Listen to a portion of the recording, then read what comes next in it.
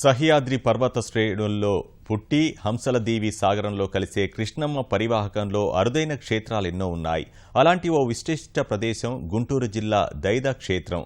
ఉత్తరవాహినిగా ప్రవహించే కృష్ణమ్మ ఈ క్షేత్రానికి మరింత ప్రాముఖ్యతను తెస్తోంది. అయితే కృష్ణ ఒడ్డున దాగున్న కొండ గుహలో దైద అమరలింగేశ్వరుడు కొలువై ఉండటం ఇక్కడ ప్రత్యేకత.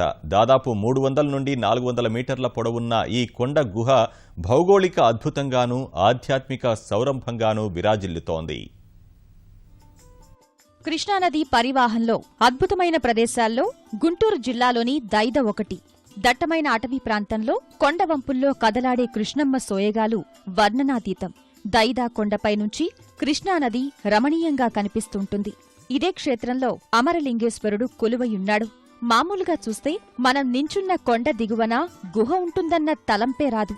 కానీ కృష్ణానది ఒడ్డున ఓ కొండ గుహ దాదాపు 300 నుంచి 400 మీటర్ల దూరం ఉంటుంది. ఈ గుహ మధ్య భాగంలోనే దైద అమరలింగేశ్వరుడు కొలువయున్నాడు. దాదాపు 200 ఏళ్ల కిందట ఇక్కడి పశువుల కాపర్లకు స్వామి కలలో కనిపించి వారిని గుహలోకి నడిపించారని పెద్దలు చెప్తారు. ఈ క్షేత్రము సుమారు 85-90 సంవత్సరాల క్రితం పశువుల కాపర్లు పశువులు కాసుకోవడానికి వచ్చినప్పుడు ఇక్కడ కృష్ణానదిలో స్నానం ఆచరించి వాళ్ళు తెచ్చుకున్నటువంటి సద్ది మూటని పైన చెట్ల కింద కూర్చొని తిని నిద్రిస్తుండగా ప్రొద్దున్నే లేవండి, తల్లిదండ్రులను పూజించండి, అమరలింగేశ్వరుని కొలవండి అనే శబ్దాలు భజన చేస్తున్నట్టుగా వాళ్ళకి వినపడి అవి ఎక్కడి నుంచి వినపడుతున్నాయో ఏంటో అర్థం కాక ఊర్లో వెళ్ళి పెద్దలతో చెప్తే ఊర్లో గ్రామస్తులు కొంతమంది కలిసి ఈ అడవి ప్రాంతం మొత్తం కూడా వెతకనారంభించారు. అట్లా వెతుకుతున్న క్రమంలో వీళ్ళకి ఈ గుహ మార్గం కానొచ్చింది.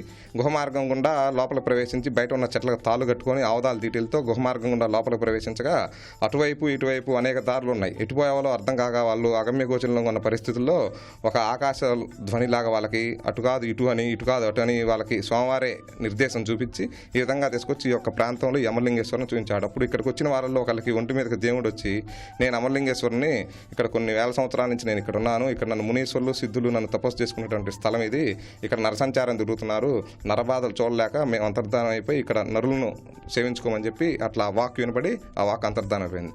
ఇక్కడికి వచ్చి అనుకోని మనస్ఫూర్తిగా కృష్ణానదిలో స్నానం చేసి ఆ తడిగుడ్డలతో చెంబు నీళ్లు తీసుకొచ్చి సోమవారం మీద పోసి వాళ్ళ కోరుకుంటే అది నెరవేరుతుందండి. ఆ విధంగా ఉండబట్టి చుట్టుపక్కల ప్రాంతాల్లో పేర్లన్నీ కూడా అమరమ్మ, అమరయ్య ఆ విధంగా పేర్లు ఉంటాయండి. నిలువుగా ఉన్న సున్నపు రాయిని చీల్చుకుంటూ లోపలకు దారి ఉంటుంది. కాలక్రమేణా దానిని అభివృద్ధి చేశారు. కృష్ణా పుష్కరాల సందర్భంగా గుహ అంతర్భాగాన్ని మరింత వెడల్పు చేశారు. భక్తులకు ఇబ్బంది కలగకుండా విద్యుత్ దీపాలు ఏర్పాటు చేశారు. పుష్కరాల సందర్భంగా దైదలో కొత్తగా ఘాట్ను ప్రభుత్వం అభివృద్ధి చేసింది. ఇక్కడకు రోడ్డు నిర్మించింది. ఈ ఒక్క క్షేత్రానికి దాదాపు 10 కోట్ల వరకు ఖర్చు పెట్టింది. ఇక్కడ కృష్ణానది ఉత్తర దిగ్గా ప్రవహించడం, ఇక్కడ పుణ్యస్నానం ఆచరించిన వారికి మరి స్వామివారు వరాలు వారు కోరుకున్నవి నెరవేరుస్తారనే ఆశిస్తూ ఇక్కడికి భక్తులు రావడం జరుగుతూ ఉంది. ఇక్కడ గృహ ఒక 1/2 కిలోమీటర్ ఉంటుంది.